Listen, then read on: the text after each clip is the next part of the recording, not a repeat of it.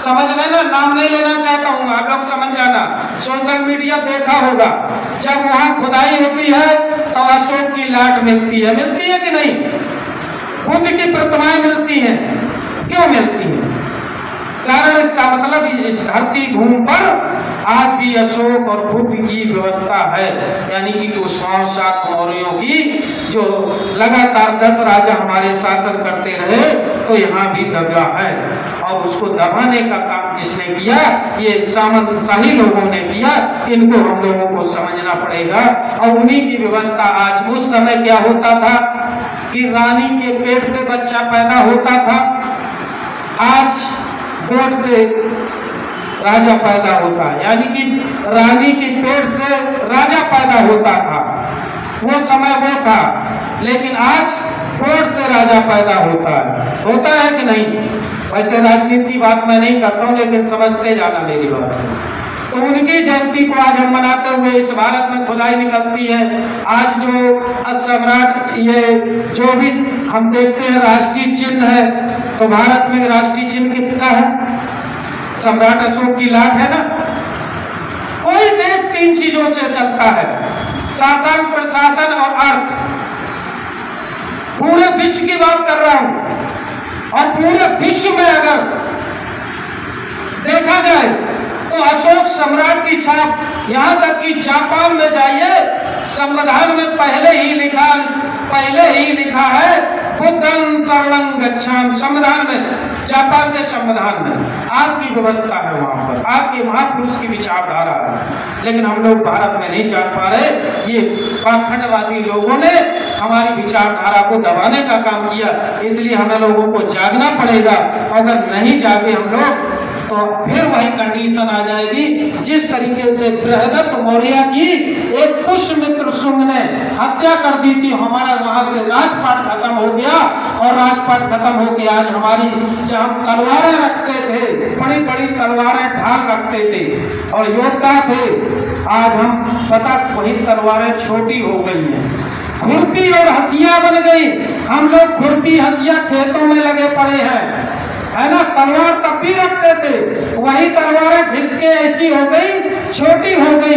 तो हम लोग दिन भर भटा तुरैया लौकिया में लगे रहते हैं। इस चीज को हमें लोगों को समझना पड़ेगा। और अब की वर्तमान की कंडीशन हमें समझनी पड़ेगी। वर्तमान कंडीशन ये है कि हम लोगों को अपने अधिकार पता होने चाहिए। हम लोग अपने अधिकार कैसे लें? जबरदस्ती छीन संवैधानिक तरीके से ले सकते हैं, ये अधिकार हम लोगों को इस समय बहुत जरूरी जानना है। इसीलिए ये कार्यक्रम होते हैं, हम अपनी आवाज नहीं उठा पाते।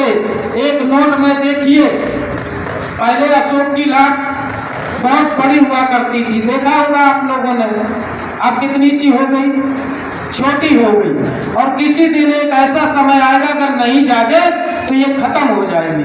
और जिस समाज की अगर खत्म करना हो, जिस समाज को, उसकी इतिहास सिर्फ मिटा दो, वो अपने आप समाज खत्म हो जाएगा। ये लोग कर रहे हैं, अभी भी कर रहे हैं। तो इसलिए आप लोग इन चीजों को बहुत ध्यान दीजिए और इतिहास को अपने बच्चों को जरूर पढ़ाइए। और स्कूल बहुत जरूरी है, पेन बहुत जरूरी है। पहले हम तलवार से लड़ते थे, अब अपने बच्चों को याद रखिए भाइयों कि अपने बच्चों को वो पेन और कापी पकड़ाइए। और वो तलवार उस समय काम की थी, लेकिन आज ये खुरपी हंसिया है काम की। हम ये नहीं कहते इसी से पेट चलेगा, किसान ही पेट भरता हम सबका, लेकिन कम से कम उनको डीएम, एसपी, इंजीनियर, डॉक्टर बनाइए। अगर हम नहीं जाग पाए, आप नहीं जाग पाए, लेकिन आने वाली पीढ़ी को जगाने का काम आप लोग करिए। यही उद्देश्य इस कार्यक्रम का है। बोलिए तथागत बुद्ध की, तथागत बुद्ध की, तथागत बुद्ध की। महान अशोक सम्राट अमर रहे, महान अशोक सम्राट अमर रहे। जो द्वारा फूले अमर रहे, जो द्वारा फूले अमर रहे। बाबा साहब अम्बेडकर अमर रहे, बाबा साहब अम्बेडकर अमर रहे। हम आपको बता रहे थे कि 3 चीजों से देश चलता है, शासन और प्रशासन, अर्थ। अब देखिए इस भारत की कंडीशन कि आप शासन कहां से शुरू होता है? सांसद से। शासन कहां से शुरू होता राष्ट्रपति भवन से। और वहां पर कौन स्थापित है? देखा होगा नया अभी संसद भवन बना है, वहां पर कौन स्थापित किया गया ना? अशोक की लाट। तो यानी कि शासन में भी आपका जगह है, अशोक की लाट। आप राष्ट्रपति भवन में जाएंगे, सर्च करना गूगल पर, मैं झूठ बोलता हूं क्योंकि ये ऐतिहासिक है, कोई काल्पनिक बातें नहीं बता रहा हूं मैं। राष्ट्रपति भवन में आप लोग जाएंगे तो वहां बुद्ध की प्रतिमा मिलेगी, अशोक की लाट मिलेगी और उसमें लिखा होगा सत्यमेव जयते। ये किसकी व्यवस्था है?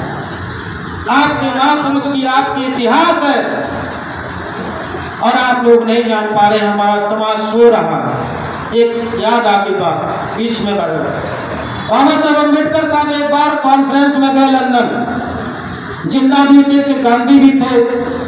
तो वहां पर जब पत्रकार 12-1 बजे लगभग आए तो वहां पर बाबा साहब जाग रहे थे, टहल रहे थे अपने रूम में और गांधी और जिन्ना सो रहे थे। और बाबा साहब अम्बेडकर कहते हुए जब देखा पत्रकारों ने, पत्रकार पहुंचे, उन्होंने पूछा कि आप रात में 12-1 बजे तक सोए नहीं, आप जाग रहे, ये दोनों लोग सो रहे हैं। तो बाबा साहब अम्बेडकर साहब ने कहा था कि ये इसलिए सो रहे हैं क्योंकि इनका समाज जाग चुका है और हमारा समाज सो रहा है, इसलिए मुझे रात